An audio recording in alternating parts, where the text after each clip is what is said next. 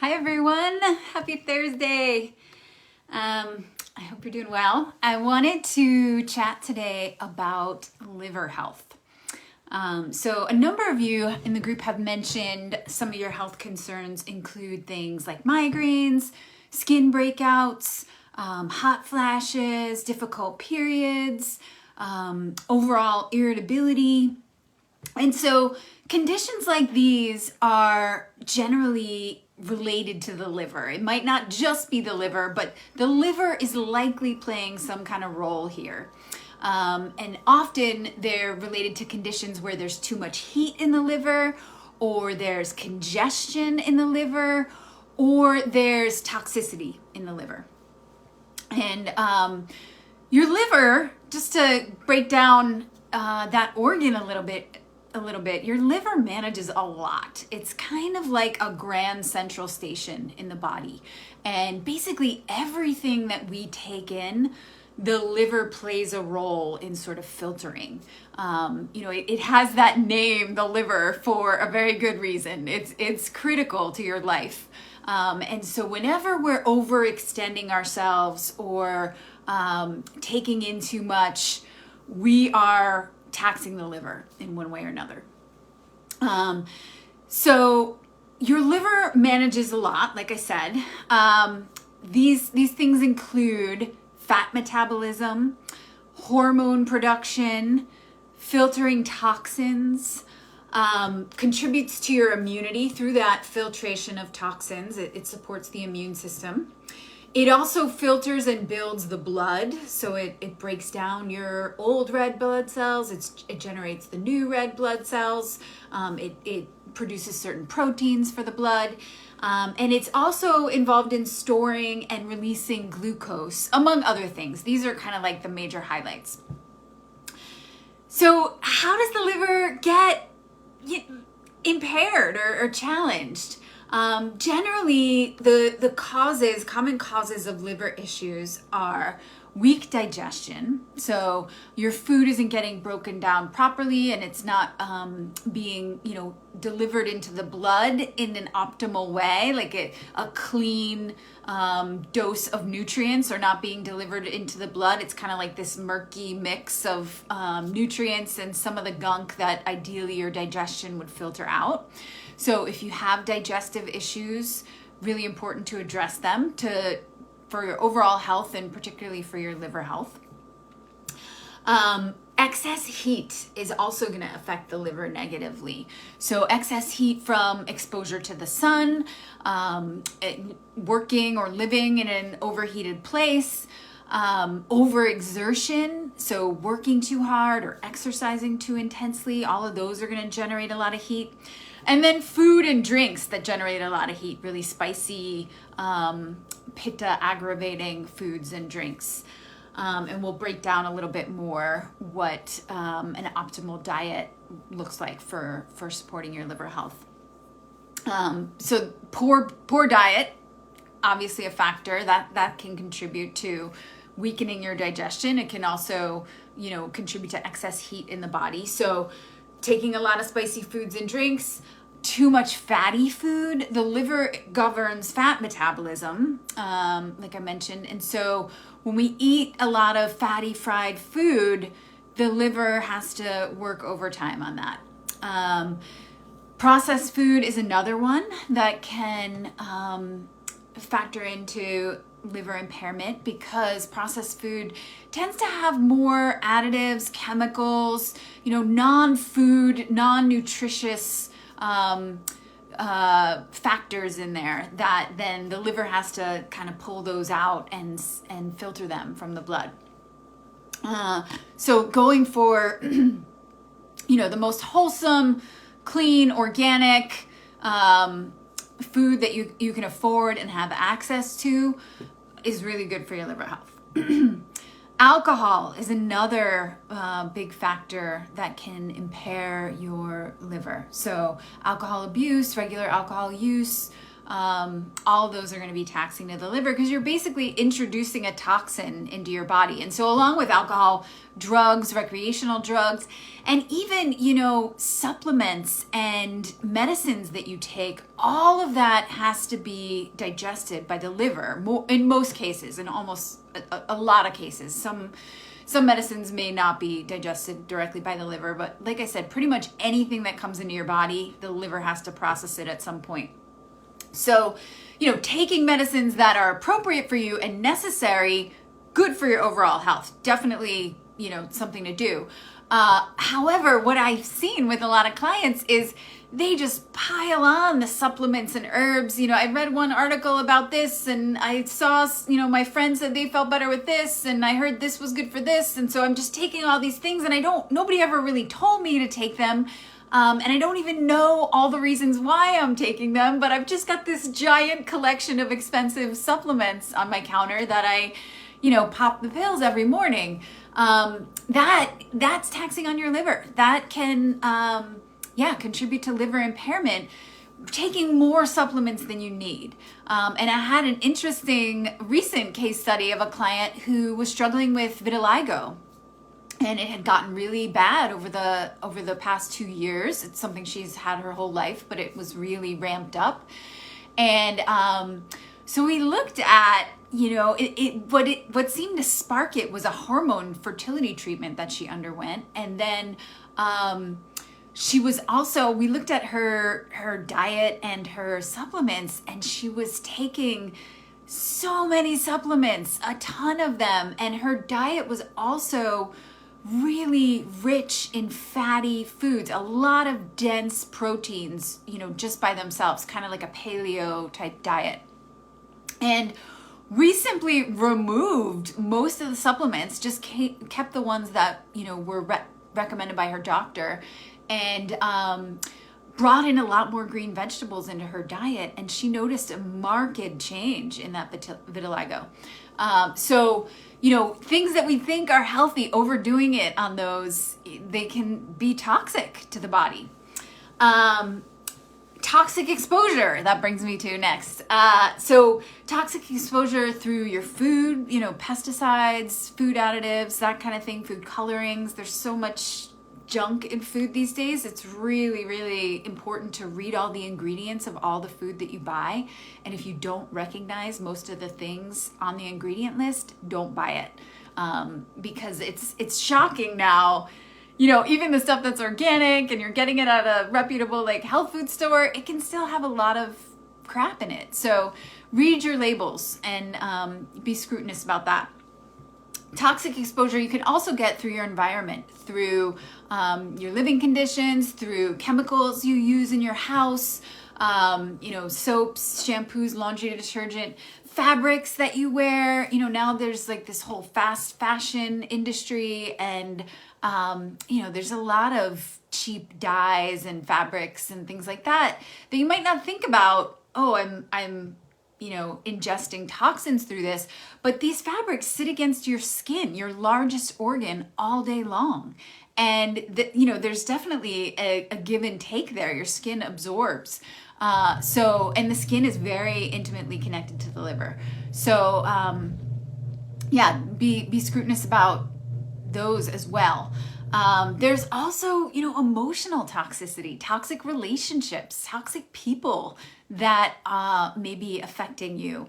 And so be mindful of them and protect yourself, protect your liver from that sort of toxicity. And maybe do a little overhaul. And I'm going to put in the comment below this live, I'll put a resource that you can use to look up your home cleaning products and, personal care products that you use, makeup, that kind of thing, hair dye. You can look it up in this through this database, and they'll kind of give you a rating of what the toxicity level is of those products and why they're concerning. They'll also sort of point out it has this chemical in it, which has been linked to this. So you can get, a good picture. Is this something I want to be using and exposing myself to on a regular basis? Other things that can impair liver health are suppressing your bodily urges. This is a big no-no in Ayurveda, and it's not really talked about in Western medicine or in many other alternative systems of medicine that I'm familiar with anyway. So like suppressing the urge to sneeze or to pee or to poop or to fart or burp or hunger or thirst, sleep, any of these. When we feel an urge in the body, we want to address it as soon as possible. And of course, it's not going to kill you if you do it once in a while. You're in the airport in a long line, you have to pee, but you're not getting back to the end of that line again and starting over. It's not going to kill you to do that for one day. But if you're like a server, let's say, and on a regular basis, you're ignoring your need to go to the bathroom, day in and day out, that's going to add up over time and cause problems. Particularly, that's really aggravating to Vata. And we see a lot of Vata disorders that can be caused by that, but it's also something that's going to aggravate the liver. So respect your bodily urges. Sleeping in the daytime is also not good for the liver, as well as, even worse, I would say, is staying awake all night. The liver, your body does a lot of important detoxing at night when it's dark out. The change in the light cues certain reactions in the body, and it starts different processes. And so your sleep time is your body's time to really clean house and detox. And ideally, it does that. You wake up in the morning, you urinate, you have a good bowel movement, all of those toxins are eliminated. You're starting your day fresh and clean. If we don't get a good night's sleep and don't sleep at night, we stay up till 2, 3 in the morning working, or we work overnights at some kind of a job, that's gonna take away from our body's valuable detox time. And a lot of times we'll notice if we stay up past 10 o'clock, we can get like a second wind, and all of a sudden it's like, I can take on the world again. And that's kind of the energy that your body is generating to start like scrubbing the floors and washing the windows and all that stuff. And if we redirect it into more productivity, more output of energy, and instead of allowing that house cleaning, we're gonna feel the effects. Injury is another thing that can impair the liver. Genetic stuff, can impair the liver. And then generally during the springtime, the liver is taxed, because what happens is over the winter, our body accumulates fat. We crave richer, heavier foods, and our appetite is strongest and our digestion is strongest in those cold months, because all the heat in our body is going toward our core, really stoking that digestive fire. And we eat a lot of fatty rich foods because fat helps us to stay warm. Then when the days start getting longer and the temperatures start getting warmer, the body gets its cue from nature to start releasing some of that fat, metabolizing that fat, melting that fat, so that, for these warmer seasons, we're not going to be overheated and weighed down. With that, the liver, because it governs fat metabolism, is working overtime in the spring. So it's really digesting and metabolizing all of that extra fat that you've accumulated and moving it out of the body.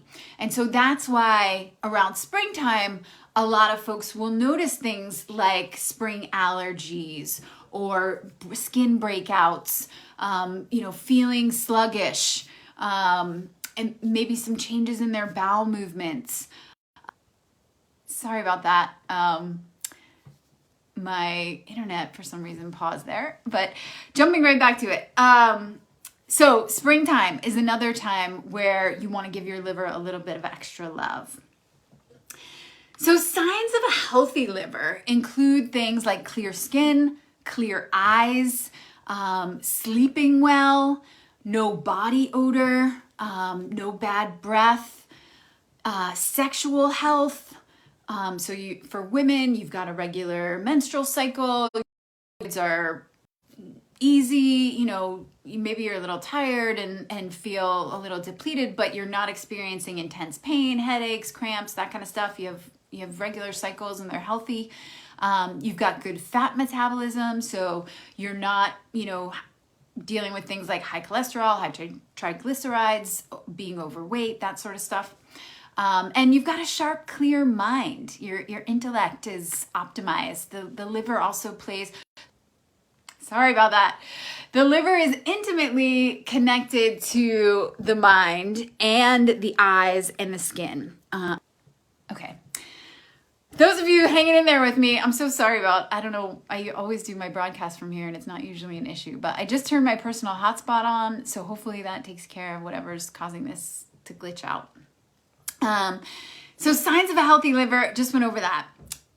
So if you experience all those things, chances are your liver is in pretty good health. If you've got skin issues, if you've got hormone issues, if you've got yellowing of the eyes or redness of the eyes, if you've got body odor, if you don't sleep well, if you don't have good fat metabolism, those are signs that your liver is not functioning well. And headaches and migraines also connected to the liver. The toxicity, the buildup of toxicity and the circulation of it, especially for folks who are already Pitta predominant, they're going to be the ones who usually tend to get migraines and headaches. So how do we support the liver if we are experiencing those things? First and foremost in Ayurveda is always to remove the cause. Whatever is causing and contributing to the disease, we want to take that out of the picture as best we can. So those are the things I went over a little bit earlier, things that can cause the liver. So I'm not going to review them again, but go back if you need to re-listen to them. And so after we remove the cause, then we want to bring in things that are going to support the liver. And so a healthy diet that's optimal for our body type is going to be at the top of the list, as well as a healthy lifestyle that's ideal for our body type. That's also going to be at the top of the list. Ayurveda is always going to start with diet and lifestyle before we layer on herbs or any other treatments, because if your diet and lifestyle aren't dialed in, then none of those other layers of treatments are going to be as effective. So cholagogues encourage the gallbladder and the liver to release bile. And those are generally helpful when we're looking to cleanse and detox the liver. And I'm going to break down what some cholagogues. Cholagogues is a class of herbs that affect the liver. And I'll give you suggestions of some ones that are useful here. And cholagogues include even foods, anything that's bitter or sour. Particularly bitter is going to have a cholagogue effect. And if you think about it, we don't get a lot of that taste in our diet. It's not the most appetizing taste. So it makes sense, people aren't clamoring for dandelion greens. But our lack of the bitter taste in our diet, I think, contributes to a lot of the common diseases that we see prevalent in Western culture. So bitter greens, excellent. Dandelion greens, the best for the liver. Don't kill them on your front lawn. Worship them. They are such great medicine. And I'm gonna just kind of go through a whole list of things in the categories of lifestyle, diet, and herbs next. Don't get overwhelmed by this list, okay? Overwhelm and stress are bad for the liver. So we don't want to hear this and be like, forget it, I'm not going to do any of them. Choose one or two things that I mention that you can do and start doing them. Once they become a habit, and really focus your attention, make a commitment. I'm going to do this one thing. I'm going to make this a habit and consistently do it. Ayurveda is all about slow progression into something and slow progression out of something. So, even if you just commit, I'm going to do this once a week or twice a week or 3 times a week, start where you can and build on it. Once that thing becomes habitual and you feel like you've integrated it into your life, choose another thing, bring that one in. If you feel like, oh, I can do a number of these things, these sound great and I want to do a number of these things, then, that's fine. But just pace yourself. Don't burn yourself out, and don't let this list, don't think I'm suggesting you start doing every one of these things like today. It's more of a long-term vision, and gives you a whole picture of all the options that there are. In Ayurveda, we always say that everything has the potential to be medicine, and everything has the potential to be poison. It all depends on for whom, when, and how much. So here's a wide menu of options, and you get to pick and choose which ones you would like to try. So in terms of lifestyle, get to bed by 10 p.m. This is one of the best things you can do for your liver, because like I said, that overnight time is a really important detox time. So if you're somebody that stays up super late, try to start dialing it back in. Head to bed earlier, shut down your electronic devices a few hours before you want to go to sleep. Try to eat your dinner a little earlier. Shift what you can so that your body can get into that relaxation mode by 10 p.m. And I believe there's another live in this group about sleep and nighttime routine. So if you need a few more pointers around that, you can just use the search feature in the group to look up that live. Reduce stress. That's another really big factor. Besides getting enough sleep and sleeping during the night, reducing stress is huge for the liver. So as much as you can, try to invite play into your life. Make sure you get some downtime in. I find that, the evening can be a great time for that and can help with getting an earlier bedtime. Take a daily stroll outside. Find some kind of exercise that's enjoyable for you and make that a regular habit. And ideally, it's out in the fresh air. The liver really benefits from being outside, getting fresh air. Also, developing a gratitude practice can be a really nice way to reduce stress. So journaling, praying and focusing on gratitude, getting up in the morning and just thinking of a few things you're grateful for before you get out of bed, whatever you want that to look like, but bringing in gratitude, focusing on the positive things can help to reduce stress. Be careful not to overheat. So limit your sun exposure, limit your exposure to hot environments. Ideally, you don't work in a kitchen all day long, a hot kitchen all day long, or, in the summer, I have a friend who's a mechanic. He works at a busy garage and there's no air conditioning there. Terrible for your liver. And he's around all these toxic chemicals. And he's experienced blood infections and all kinds of repercussions from that. So don't overheat. Avoid intense exercise, kind of along the lines of overheating, and just intensity in general is going to tax the liver. So, it's something we can't completely avoid. There's times to be intense, but it's not something that you can maintain and remain healthy. Maintain on a regular basis and remain healthy.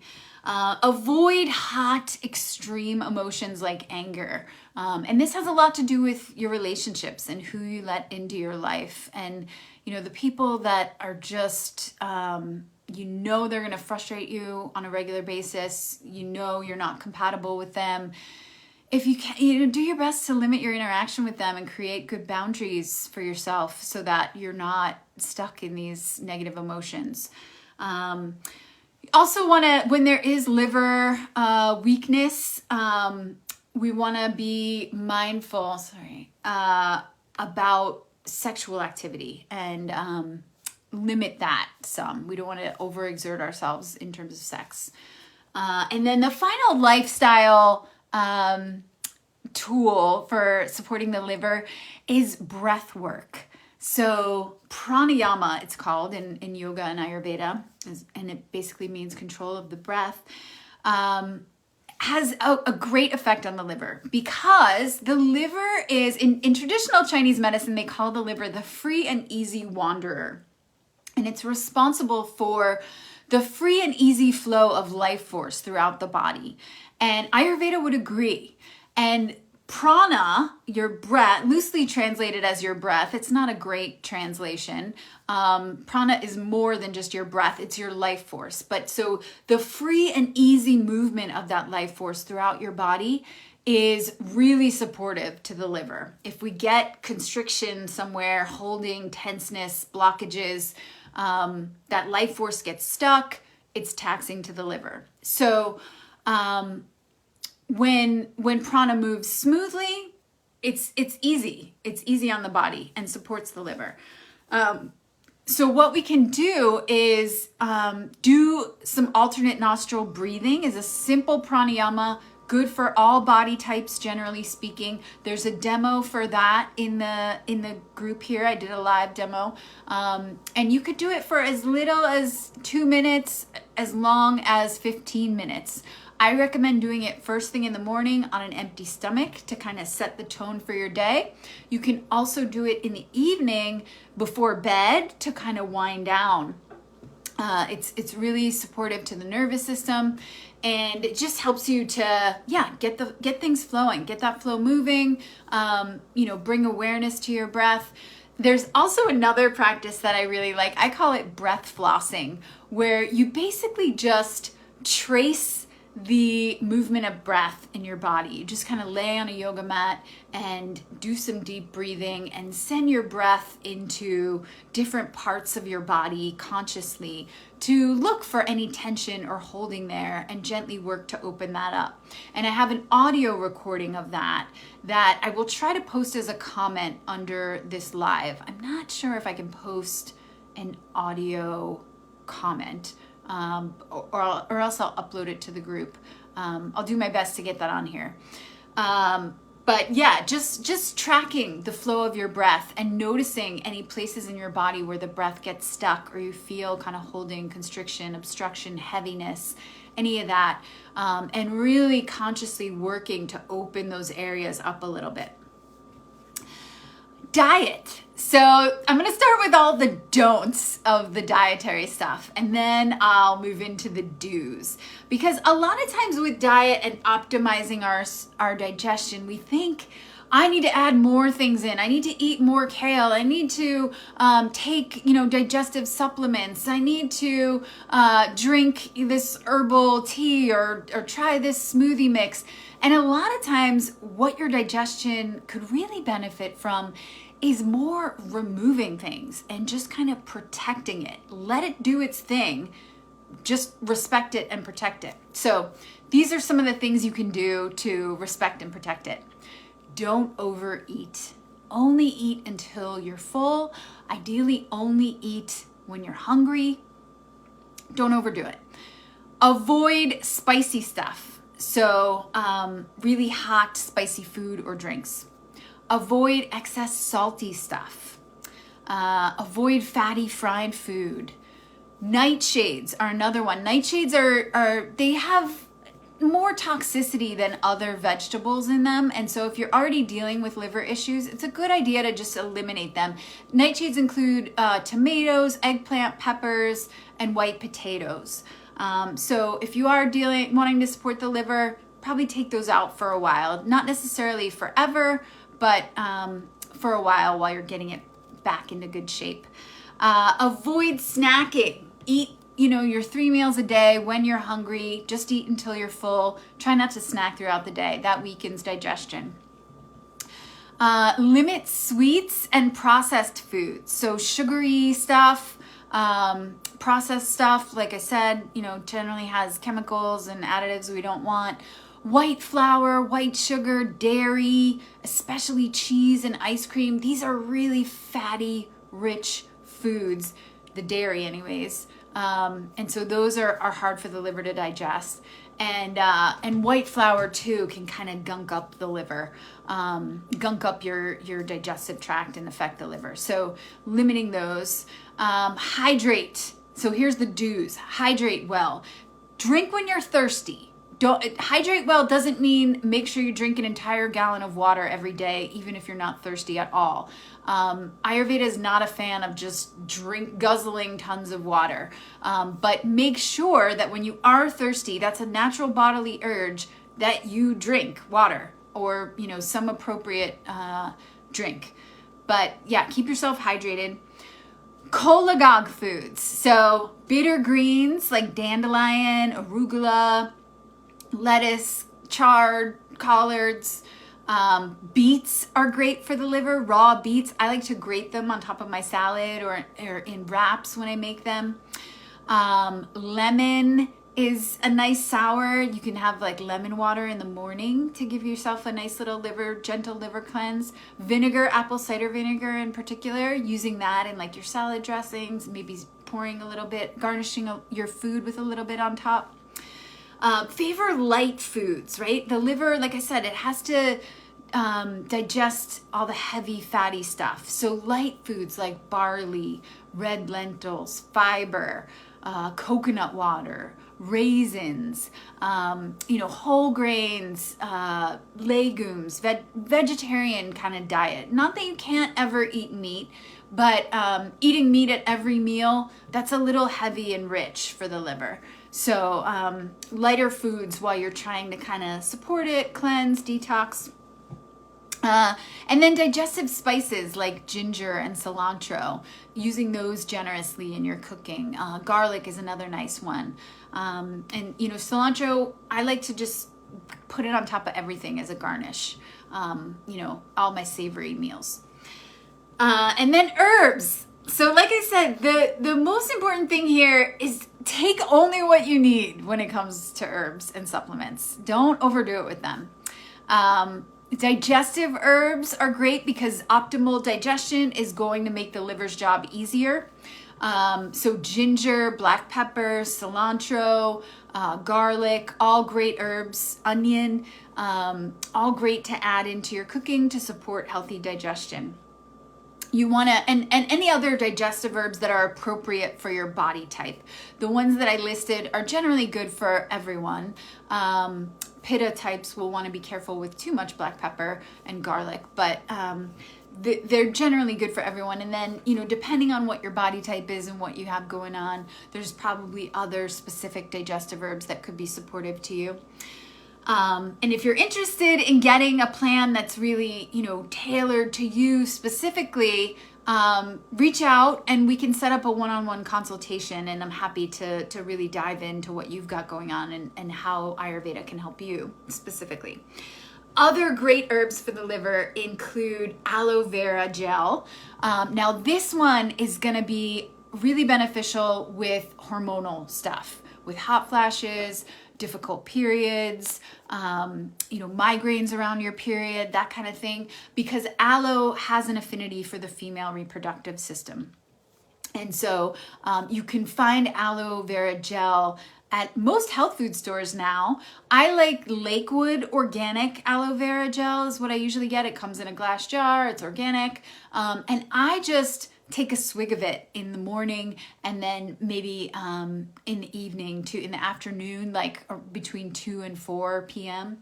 But that's an herb that is gently cleansing on the liver, detoxifying, and also has, like I said, an affinity for the female reproductive system. It's also very cooling, which that is usually beneficial.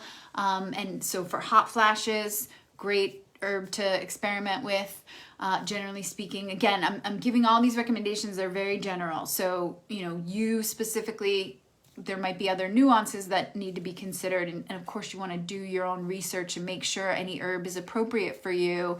Talk to your healthcare practitioner to make sure any herb is appropriate for you before you start taking it. So aloe vera gel. And it's a really intense dose of bitter. So, it's not going to taste good, but it's going to give you that bitter cholangic effect. Guduchi is another Ayurvedic herb that is detoxifying to the liver specifically. And it's generally considered good for all of the doshas. And it's even celebrated in one of the classical Ayurvedic texts as being sort of like the overall healing herb. Like it's just good for everything.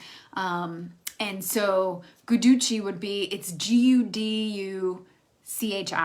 And that might be an herb that is appropriate for you to look into. It's also got a bitter taste. You can get it in powder form. I like to get my herbs from Banyan Botanicals. If you go to banyanbotanicals.com, you can shop all their products. But yeah, guduchi. Bhumiyamalaki is another Ayurvedic herb that is typically used to support the liver. And that one is Bhumyamallaki. And if you miss any of these herbs and you have questions, always feel free to drop them in the comments just below and I'll clarify anything.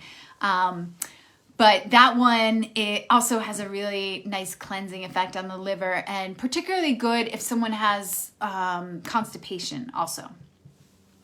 Dandelion, like I mentioned, eating it in your salads or making the greens as a tea or even the root as a tea, that has a nice cleansing effect on the liver. Pippali is another Ayurvedic herb, Pippali, that is good for the liver, for detoxing the liver. Also has an affinity for the lungs and gently kindles digestion, but it's not too heating. So it's good for pitta types who have weak digestion. Same with guduchi. It gently kindles digestion, but it's not too heating. Neem is another bitter herb that we typically use for liver cleansing. And that one is really cold and dry. So usually neem is just good for pitta types, people who already have a lot of heat in the body. For vata and kapha types, it's a little too cold for digestion. It can weaken your digestion, but it might work to combine it with other herbs. So neem, bitter ghee is an Ayurvedic formulation. So it's a bunch of bitter herbs that are kind of cooked into ghee, and you basically take the ghee as medicine. And that's another one you can get from Banyan Botanicals. You take the ghee as medicine with the herbs in it, and the ghee, the fatty ghee helps direct those herbs to the liver because we know the liver has to metabolize fat. A Western herb that is also really nice for the liver is St. John's wort. And that one you can usually get as a tincture. I like mountain rose herbs for my Western herb source. But you may have a local herb shop or local herbalist that you can get it from. Whenever possible, I like to get my herbs local. So that's kind of the list of herbal supplements, herbal additions that you might consider layering on top. Like I said, if you start with the diet and lifestyle stuff, that is going to be the foundation for your health. Herbs can only do so much. If you're eating a crappy diet and not getting enough sleep, you can take all the guduchi you want and you're probably not going to notice a big difference because it can only do so much. The diet and lifestyle, really the foundation of health. And one other thing I wanted to point out is there is a medicine, a Western medicine that's typically used for joint pain and arthritis that actually it's been found to have a toxic effect on the liver, like a really toxic effect. And it's diclofenac sodium gel, Diclofenac. So that stuff, keep out of your system. Another reason to read all your labels. That has been linked to severe liver damage for people who have used it long term. All right, so this was a long one compared to usual. Thanks for hanging in there with me. Feel free to drop any comments below, and I will also add those resources below that I mentioned during the talk. And this will be posted in the group, indefinitely. So if you missed something today, you want to come back to it, if you tuned in late, don't worry, you'll be able to rewatch it. All right, thanks again, everybody. See you soon.